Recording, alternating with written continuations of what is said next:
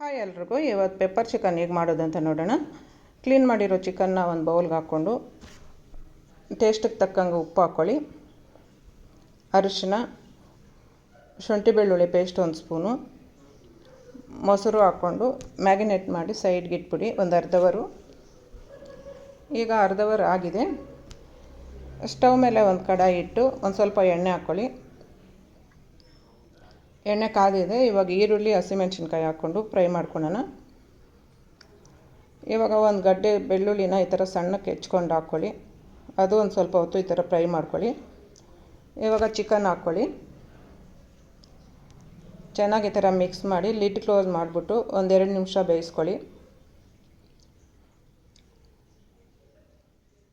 ಇವಾಗ ಧನಿಯಾ ಪುಡಿ 1 ಸ್ಪೂನು, ಗರಂ ಮಸಾಲ ಅರ್ಧ ಸ್ಪೂನ್ ಹಾಕ್ಕೊಂಡು 1 ಗ್ಲಾಸ್ ನೀರು ಹಾಕಿ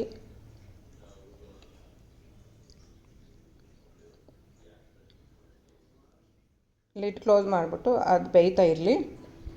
ಇವಾಗ ಒಂದು ಪ್ಯಾನಲ್ಲಿ 1.5 ಸ್ಪೂನ್ ಪೆಪ್ಪರು, 1 ಸ್ಪೂನ್ ಸೋಂಪು, ಅರ್ಧ ಸ್ಪೂನ್ ಜೀರಿಗೆ ಹಾಕ್ಕೊಂಡು ಹುರ್ಕೊಂಡು ಒಂದು ಮಿಕ್ಸರ್ ಜಾರಲ್ಲಿ ಹಾಕಿ ಪೌಡ್ರ್ ಮಾಡ್ಕೋಬೇಕು.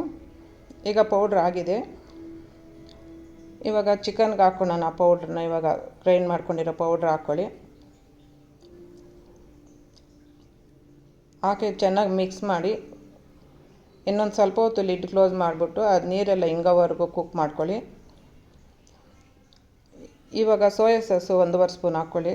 ಸೋಯಾ ಸಾಸ್ ಹಾಕೋದ್ರಿಂದ ತುಂಬ ಚೆನ್ನಾಗಿರುತ್ತೆ ಟೇಸ್ಟು. 1.5 ಸ್ಪೂನ್ ಹಾಕಿ ಒಂದು ಸ್ವಲ್ಪ ಹೊತ್ತು ಫ್ರೈ ಆದಮೇಲೆ ಲಾಸ್ಟ್ಗೆ ಕೊತ್ತಂಬರಿ ಸೊಪ್ಪು ಹಾಕಿದ್ರೆ ಪೆಪ್ಪರ್ ಚಿಕನ್ ರೆಡಿ.